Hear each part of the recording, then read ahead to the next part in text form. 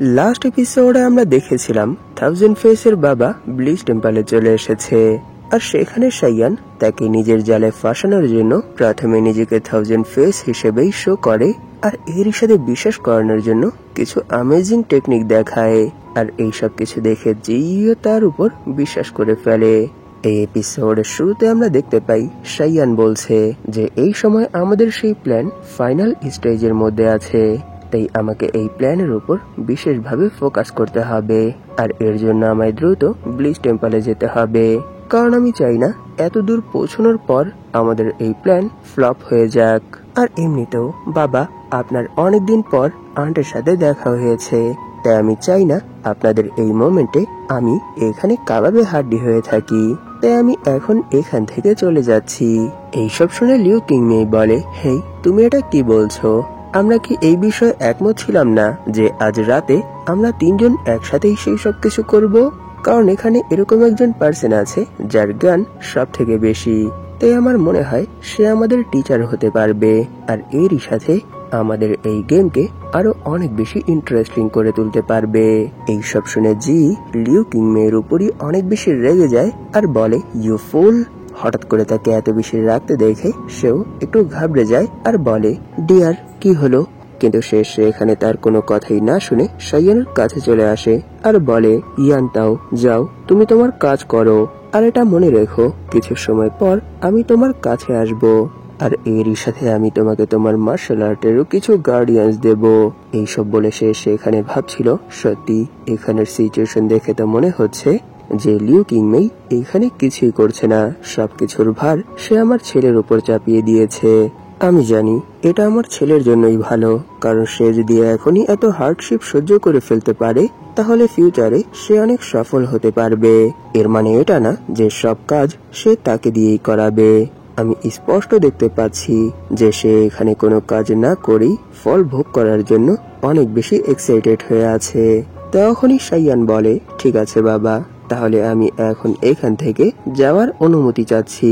এটা বলে সে সেখানে ভাবছিল, সত্যি এই রিয়েকশনটা তো অনেক বেশি অ্যামেজিং ছিল, কারণ কিছু কথার মাধ্যমেই তার মাইন্ড লিউ কিংমের বিরুদ্ধে চলে গেছে।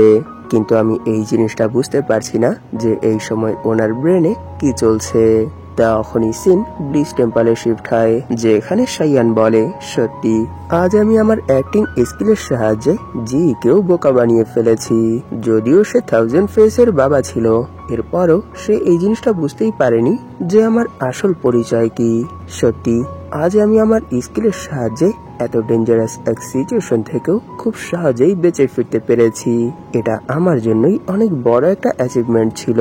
কিন্তু এখন এখানে সব থেকে বড় প্রবলেম জি, এর মানে থাউজেন্ড ফেসের বাবা, কারণ আমার প্ল্যানে এরকম কিছুই ছিল না।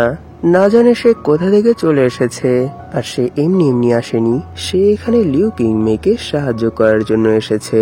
তাকে এভাবে টেনশন করতে দেখে কিউনার বলে, মাস্টার আমার মনে হয় যদি এখানে আপনি আমার পালকের উপর হাত বোলান তাহলে নিশ্চয়ই আপনার মাথা ঠান্ডা হবে, আর এর সাথে আপনি এই প্রবলেম থেকে বের হওয়ার জন্য কোনো না কোনো সলিউশন বের করতে পারবেন।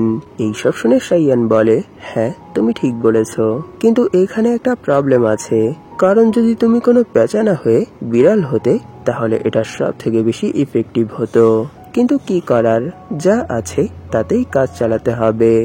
এখন এখানে আমাদের এই ফাইটের মধ্যে সাহায্য করার জন্য বাহির থেকে দুজন পার্সন আছে, একজন হলো ফিফথ গার্ডিয়ান আর দ্বিতীয়জন হেভেনলি 3, আর ব্লিচ টেম্পল থেকে মিস বাইশুয়ান, আর এখানে উপস্থিত আমি। কিন্তু আমাদের অপর পাশে এই সময় দুজন ইনার ট্রায়ালেমের পার্সন, একজনকে কোনো না কোনো ভাবে হ্যান্ডেল করা সম্ভব, কিন্তু অপরজনকে আমাদের দ্বারা ইম্পসিবল। সত্যি আমি এখন কিছুই বুঝতে পারছি না যে আমি আমাদের এই প্ল্যান সাকসেস করার জন্য কি করতে পারি। এখানে জি কোনো সাধারণ পার্সন না, সে জিনমু সেক্টরের ডেপুটি ডাইরেক্টর। যদি আমরা এই ফাইটের মধ্যে লিউ কিংমেকে মেরে ফেলি তাহলে মিস বাইশুয়ান ব্লিচ টেম্পলের লিডার হয়ে যেতে পারবে, কিন্তু এখানে সে একা না, জিও এখানেই আছে, আর এখানে যদি আমরা ভুলবশত জি কে মেরে ফেলি তাহলে পুরো জিনমু সেক্টরই আমাদের বিরুদ্ধে চলে যাবে, আর এখানে অনেক বড় একটা ওয়ার শুরু হয়ে যাবে। তাই আমরা এরকম কিছুই করতে পারবো না যাতে করে টপ 5 সেক্টরের মধ্যে একটা সেক্ট আমাদের এনিমি হয়ে যাক। কিন্তু আমি বুঝতে পারছি না এখন আমি কি করব। এর মানে কি এখন আমাদের এই প্রবলেম ছেড়ে চলে যাওয়া দরকার আর মিস বাইশুয়ানকে একা ছেড়ে দেওয়া দরকার? সত্যিই আমি বুঝতে পারছি না যে এখানে আমার কোন ডিসিশনটা আমাদের জন্য সব থেকে বেশি ভালো হবে।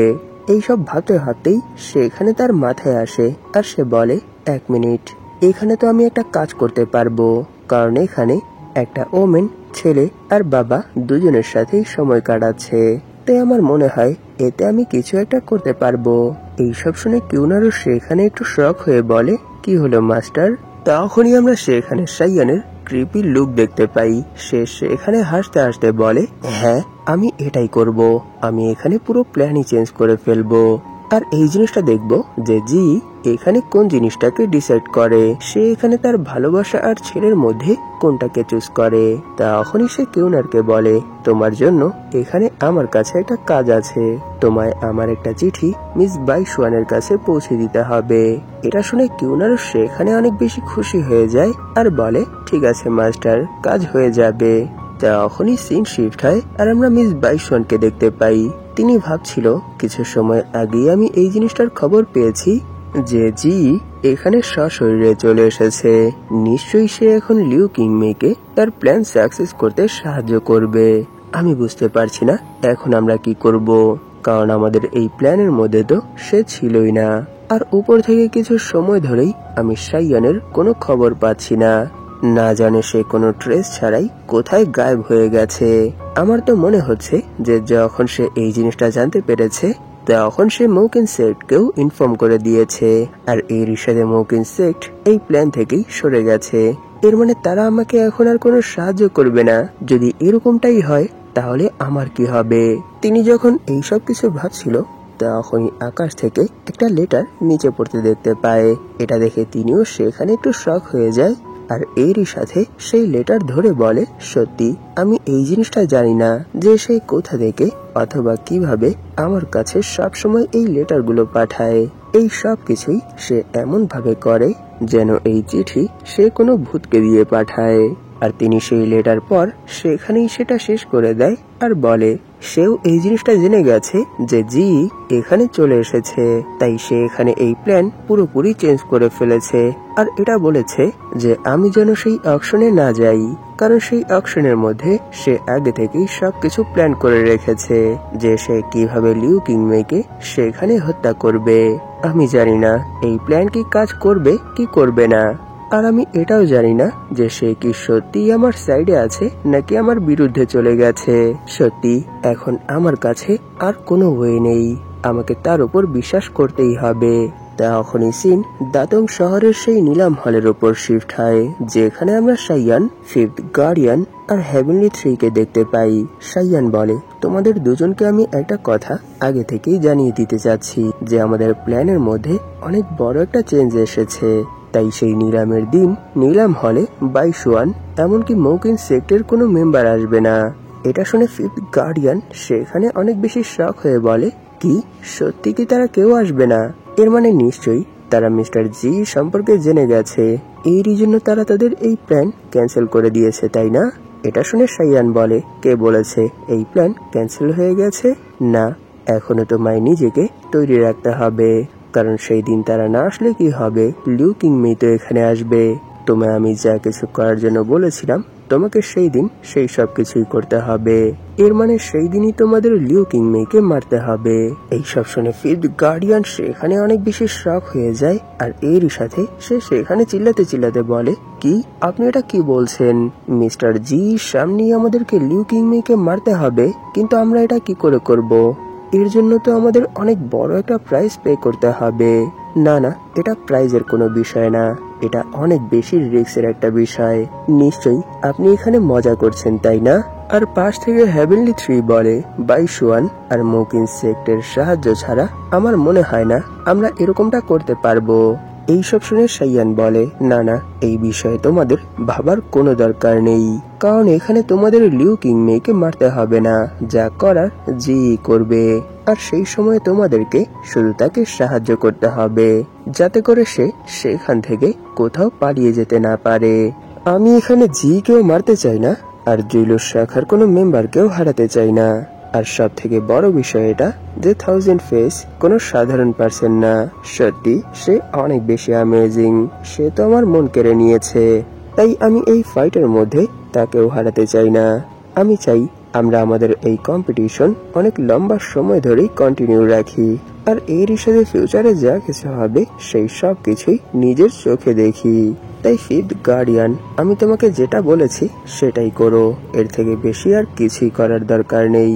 আর একটা কথা, তোমাকে থাউজেন্ড ফেসের সাথে বন্ধুত্ব টিকিয়ে রাখতে হবে। এইসব শুনে তারা দুজনই অনেক বেশি শক হয়ে যায়।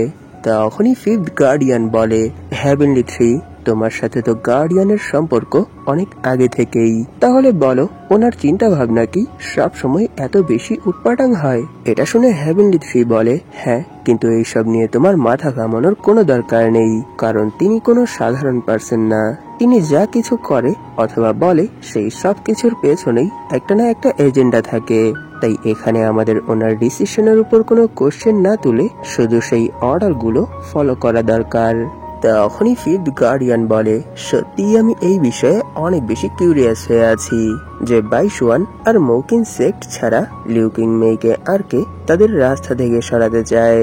আমি জুইলু শাখার এই ব্রাঞ্চের ব্রাঞ্চ লিডার। আমাদের ইন্টেলিজেন্স এই পুরো দেশের মধ্যেই ছড়িয়ে ছিটিয়ে আছে, এরপরও আমার এই বিষয়ের উপর কোনো ধারণা নেই। সত্যি এটা আমার জন্য একটা মিস্ট্রি হয়ে আছে। তখনই সিন কিছুদিন পর সেই নিলাম হলের উপর শিফট হয়। আজই সেই নিলাম হল অনুষ্ঠিত হয়েছে, আর আজ শাইয়ান থাউজেন্ড ফেসের রূপে তার বাবা আর লিউ কিং মেয়ের সাথে এসেছে। এই নিলাম মধ্যরাতে শুরু হবে বলে এখানের গার্ডরা অতিথিদেরকে ভেতরে এন্টারটেইনিং প্ল্যাটফর্মগুলো উপভোগ করার জন্য আমন্ত্রণ জানাচ্ছে। তখনই আমরা এই হলের ভেতরের সিন দেখতে পাই। এটা তুলনামূলকভাবে অনেকটা বড় ছিল, আর এরই সাথে সেখানে অনেকগুলো টেবিল সেট করা ছিল, আর সেই সবগুলো টেবিলের উপরই মূল্যবান আইটেম রাখা ছিল। তখনই সেখানে লিউ কিং মেই কিছু গোল্ড আইটেম দেখে বলে, ডিয়ার, আমার মনে হয় আমাদেরকে এই গোল্ড গুলো একটু চেক করে নেওয়া দরকার। সত্যি এগুলো দেখতে অনেক বেশি গর্জিয়াস লাগছে। তখনই থাউজেন্ড ফেস বলে, সত্যি এই নিলাম হলের ভেতর শুধু রেয়ার আইটেম গুলোই রাখা হয়নি, এখানে বার, স্পা এবং মাসাজ সেন্টার সবকিছুই আছে। এইসব শুনে লিউ কিং মে বলে, যদি এরকমটাই হয়ে থাকে তাহলে আমার মনে হয় আমারও এখানের মাসাজ সেন্টারটা একটু ঘুরে আসা দরকার। এটা শুনে থাউজেন্ড ফেস বলে, ঠিক আছে, কিন্তু আমি এখন একটু এখানের গার্ডিয়ানের কাছে যেতে চাই, কারণ আমি আজ এই নিলাম হলের মধ্যে কি কোনো বিশেষ আইটেম ওঠানো হয়েছে নাকি হয়নি এই সম্পর্কে আমি আগে থেকেই জেনে নিতে চাই। এটা শুনে লিউ কিং মে বলে, যদি এরকমটাই হয়ে থাকে তাহলে প্লিজ তোমার আন্টের জন্য একটা কপি নিয়ে এসো। তখনই সিন শিফট হয়, আর আমরা ফিফথ গার্ডিয়ান আর থাউজেন্ড ফেস কে দেখতে পাই। সেখানে ফিফথ গার্ডিয়ান বলে, হু আর ইউ? এই সময় আমরা পুরোপুরি আলাদা ডাইরেকশনে আছি, কিন্তু সত্যি যখন তুমি এভাবে সেজেগুজে আমার সামনে আসো তখন আমার কাছে বলার মতো আর কিছুই থাকে না। এটা শুনে থাউজেন্ড ফেস বলে, ব্রাদার, তুমি এসব কি বলছো? আমার জানা মতে জুইলুর শাখা সবার জন্যই উন্মুক্ত, কিন্তু তোমার কথা শুনে তো মনে হচ্ছে যে তুমি এখান থেকে আমায় তাড়িয়ে দেওয়ার প্ল্যান করছো। এটা শুনে ফিফথ গার্ডিয়ান বলে, ব্রাদার, আমি এখানে তোমাকে তাড়ানোর মতো কোনো কথাই বলিনি। আমি এখানে তোমার কাছ থেকে সকল ধরনের অর্ডার নিতে রাজি আছি, কিন্তু আমি তোমাকে আগেই একটা কথা ক্লিয়ার করে দিতে চাই যে যদি তুমি আমাদেরকে শাইয়ানকে মারার জন্য হায়ার করার কথা ভেবে থাকো তাহলে এটা আমরা করতে পারবো না। শুধু আমি না, আমার মনে হয় না জুইলুর শাখার কোনো ব্রাঞ্চের মেম্বারই এই কাজটা করতে পারবে। সবাই এর জন্য মানা করে দেবে। এইসব শুনে থাউজেন্ড ফেস বলে, না না, আমি এখানে শাইয়ানকে মারানোর জন্য আসিনি। আমি যাকে মারতে চাই সে অন্য কেউ। সে ব্লিচ টেম্পলেরই একজন হাই র্যাঙ্কিং মেম্বার, আর তার নাম লিউ কিং মেই। এই নাম শুনেই ফিফথ গার্ডিয়ান সেখানে অনেক বেশি শক হয়ে যায় আর বলে, কি ব্রাদার, আমার মনে হয় তুমি এখানে কোনো ভুল নাম বলে ফেলেছো।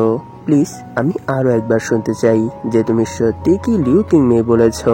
এটা বলে সে সেখানে ভাবছিল, সত্যি আমি এই জিনিসটা তো বিশ্বাসই করতে পারছি না, কারণ কিছুদিন আগেই মিস্টার শাইয়ান এই সম্পর্কে বলেছিল যে লিউ কিং মেকে কেউ মারতে চায়, কিন্তু আমি কখনোই ভাবিনি যে সেই পার্সন আর কেউ না হু আর ইউ হবে। তখনই সে বলে, হু আর ইউ? আমি কি এই জিনিসটা জানতে পারি যে এই আইডিয়াটা কি তোমার নিজের নাকি তোমার বাবার? কারণ আমি এখানে আগেই একটা কথা বলে দিতে চাই যে যদি এখানে মিস্টার জি আমাদেরকে বাধা দেওয়ার জন্য আসে তাহলে আমরা এতে কিছুই করতে পারবো না। এটা শুনে থাউজেন্ড ফেস বলে, না না, এইসব বিষয়ে টেনশন করার কোনো দরকার নেই, কারণ আমি কিছু সময়ের মধ্যেই বাবাকে এই সম্পর্কে সবকিছুই জানিয়ে দেব। আর নিশ্চয়ই তিনি কখনোই আমার কথা ফেলবেন না, তিনিও এতে রাজি হয়ে যাবেন। তাই আমি আগে থেকেই এই বিষয়ের উপর ডিল করে রাখতে চাই যে আমি কাজের আগেই $500,000 দেব আর কাজ শেষ হলে বাকি $500,000 দেব। এটা শুনে ফিফথ গার্ডিয়ান বলে, ঠিক আছে, আমি তোমার এই অর্ডার কমপ্লিট করব, কিন্তু আমি তোমাকে আগেই একটা কথা জানিয়ে দিতে চাই যে যদি এখানে তোমার বাবা আমাদেরকে বাধা দেওয়ার জন্য আসে তাহলে আমরা এই কাজটা করতে পারবো না। আর দ্বিতীয়ত, তোমার বাবাও যদি এখানে সাহায্য করে তাহলে তো আর কোনো কথাই নেই, কারণ আমি এখানে একসাথেই দুজন ইনার রিয়ালের পার্সনকে হ্যান্ডেল করতে পারবো না। তাদের এইসব কনভারসেশন শেষে থাউজেন্ড ফেস তার বাবার কাছে চলে আসে। এর সাথে সে সেখানে লিউ কিংমে সম্পর্কে জিজ্ঞেস করে। তখনই তার বাবা বলে, ও হু আর ইউ, তুমিও চলে এসেছো, নিশ্চয়ই তুমিও এটা জানো যে ওমেন কেমন হয়। যখনই তারা চোখের সামনে স্বর্ণ গয়না দেখে তখন আর তারা কোনো জায়গায় বসে থাকতে পারে না।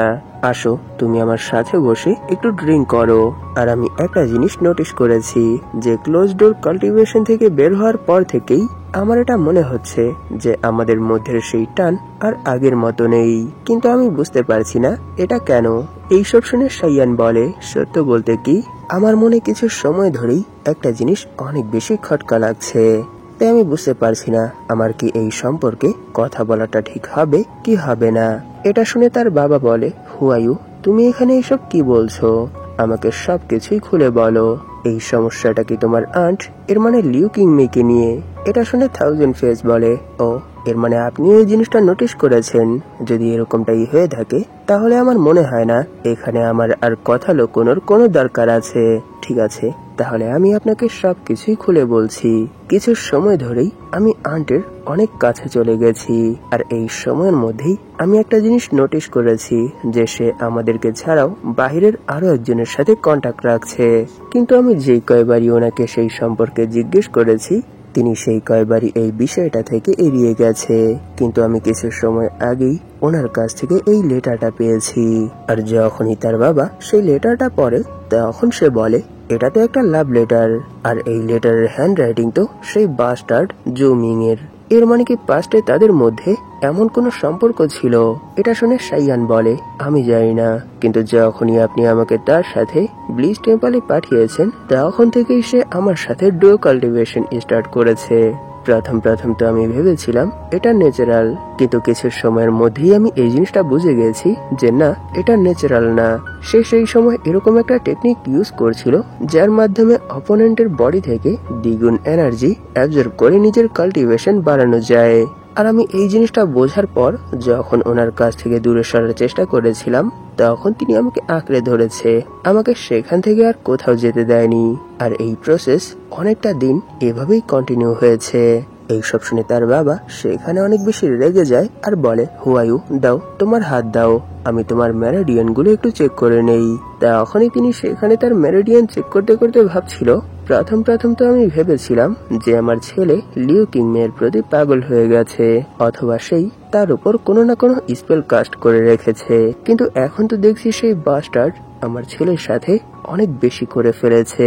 তখনই তিনি দেখতে পায় যে তার কিডনির অবস্থা অনেক বেশি খারাপ হয়ে আছে, এরই জন্য তার শরীর ধীরে ধীরে খারাপ হয়ে যাচ্ছে। তাই তিনি সেখানে তাকে পরামর্শ দিয়ে বলে যে এখন থেকে তোমায় কিছু সময় লিকুইড জাতীয় খাবার বেশি করে খেতে হবে, আর এরই সাথে নিজের শরীরের উপর বিশেষ করে যত্ন নিতে হবে যাতে করে এই প্রবলেমটা সলভ হয়ে যায়। যদিও এটা কোনো বড় প্রবলেম না, কিন্তু যদি এভাবেই কন্টিনিউ হতে থাকে তাহলে এটা ফিউচারে অনেক বড় একটা প্রবলেম হয়ে দাঁড়াবে। তাই আমার কথাগুলো ভালো করে ফলো করো। এইসব শুনে সাইয়ান ভাবতে শুরু করে, কি, আমার কিডনির অবস্থা অনেক বেশি খারাপ হয়ে আছে? আমি তো উল্টো পাল্টো আমার মনে যা কিছু আসছিল তাই বলে যাচ্ছিলাম, কিন্তু চেক করানোর পর আমার আসল প্রবলেম বের হয়ে এসেছে। নিশ্চয়ই এই সব কিছুই সেই বাস্টার্ড কিউনের জন্য হয়েছে, কারণ এখানে আসার আগে সেই আমার অবস্থা এত বেশি খারাপ করে ফেলেছে। তখনই থাউজেন্ড ফেস সেখানে অ্যাক্টিং করতে করতে বলে, বাবা আমি জানি যে লিউ কিংমেই আপনার অনেক কাছের, কিন্তু সত্য বলতে কি আমার তার কাছে থাকতেই অনেক ভয় লাগছে। কারণ এই সবকিছু জানার পর আমার মনে হচ্ছে যে সে জো মিং এর সাথে হাত মিলিয়ে রেখেছে, আর সে ফিউচারে নিশ্চয়ই আমাদের সাথে খারাপ কিছু করার চিন্তা করে রেখেছে। এই সব শুনে তার বাবা বলে, না না, এই বিষয়ে তোমাকে টেনশন করার কোনো দরকার নেই, কারণ এখনো সে আমাদের অনেক কাজের, আর এখনো তাকে রাস্তা থেকে সরানোর সময় আসেনি। তাই যখন সবকিছু হয়ে যাবে তখন আমি নিজে থেকেই তার উপর ইনভেস্টিগেট করব। এইসব শুনে থাউজেন্ড ফেস বলে, সত্য বলতে কি আমার মনে হয় তখন অনেক বেশি দেরি হয়ে যাবে, কারণ আমার তার মতিগতি দেখে তো মনে হচ্ছে না যে সে এখনো আমাদের পক্ষে আছে। এটা বলে সে সেখানে ভাবছিল, যদি এখনই আমি আমার কাজ কমপ্লিট করতে না পারি তাহলে আমার মনে হয় অনেক বেশি দেরি হয়ে যাবে, আর যত দেরি হবে ততই প্রবলেম বড় হবে। তাই আমাকে যে করেই হোক এখনই যা করার করতে হবে। এইসব ভেবেই সে তার বাবার কানে কানে বলে, বাবা চলুন আমরা এটা করে দেখি। আর তার প্ল্যান শুনে তিনি বলে, ও এই কথা, সত্য বলতে কি এটা অনেক দ্রুত হয়ে যাচ্ছে, কিন্তু কোনো সমস্যা নেই, যেহেতু এটা তোমার প্ল্যান সেহেতু আমরা এটা করে দেখতে পারি। যদি তার মধ্যে সত্যি কোনো প্রবলেম থাকে তাহলে নিশ্চয়ই আমি এর বিরুদ্ধে কোনো না কোনো অ্যাকশন নেব। তখনই সিন শিফট হয় আর আমরা লিউ কিংমেইকে দেখতে পাই। সে এই সময় মাসাজ নিচ্ছিল। তখনই যে তাকে মাসাজ করছে সে বলে, মাই লেডি, এই প্রেসার কি আপনার জন্য ঠিক আছে? এটা শুনে লিউ কিংমেই বলে, হ্যাঁ হ্যাঁ, এই প্রেসারটা ঠিক আছে, খুব ভালো লাগছে। তখনই কেউ বলে, সত্যি আন্ট, আপনি তো এই মোমেন্টটা অনেক ভালোভাবেই এনজয় করছেন। এটা শুনে লিউ কিংমেই বলে, এই আওয়াজ শুনে তো মনে হচ্ছে যে এখানে আমার প্রিয় নেফিউ চলে এসেছে, ভেতরে আসো। সত্য বলতে কি এখানের মাসাজ টেকনিক অনেক ভালো, কারণ এটা আমার ইনার ট্রায়াল আমার বডির উপরও অনেক ভালোভাবেই কাজ করছে। আমার মনে হয় তোমারও এই মাসাজটা একবার হলেও উপভোগ করা দরকার। এটা শুনে সাইয়ান বলে, সত্যি কি শুধু আমি এখানে মাসাজই উপভোগ করতে পারবো? আমি তো এখানে অন্য কিছু ভেবে এসেছিলাম। আন্ট, যদি এখানে আপনি আমাকে অনুমতি দিন তাহলে আমি এর থেকেও অনেক বেশি কিছু করে দেখাতে পারবো। আর আমার মনে হয় এই প্লেসটা সেই মাসাজের জন্য ঠিক হবে না। আমার মনে হয় এর জন্য আমাদের একটু নির্জন এলাকায় যেতে হবে, যেখানে কেউ থাকবে না, শুধু আমরা দুজন থাকবো। এইসব শুনে লিউ কিংমেই সেখানে এক সেক্সি আন্দাজে বলে, ও নেফিউ, সত্যি তোমার কথা শুনে তো মনে হচ্ছে যে তুমি এখানে কোনো ইন্টারেস্টিং একটা গেম খেলতে চাচ্ছ। সত্যি তুমি তো অনেক বড় একটা খেলোয়াড় হয়ে গেছো। এখানে লিউ কিংমের এই ইউনিক আন্দাজের সাথেই এপিসোড এখানেই শেষ হয়ে যায়। ভিডিওটা শেষ করার আগে আপনাদের কাছে আমার একটা রিকোয়েস্ট আছে। আপনাদের মধ্যে যারা এখন পর্যন্ত এই চ্যানেলটাকে সাবস্ক্রাইব করেননি তারা প্লিজ সাবস্ক্রাইব করে দিন, আর এরই সাথে এই ভিডিওটাতে একটা লাইক করে দিন, যাতে করে ইউটিউব এই ভিডিওটাকে নতুন নতুন মানুষের কাছে পৌঁছে দিতে পারে। ধন্যবাদ আপনাদের এই পর্যন্ত দেখার জন্য। তাহলে দেখা হবে এর পরের এপিসোডে।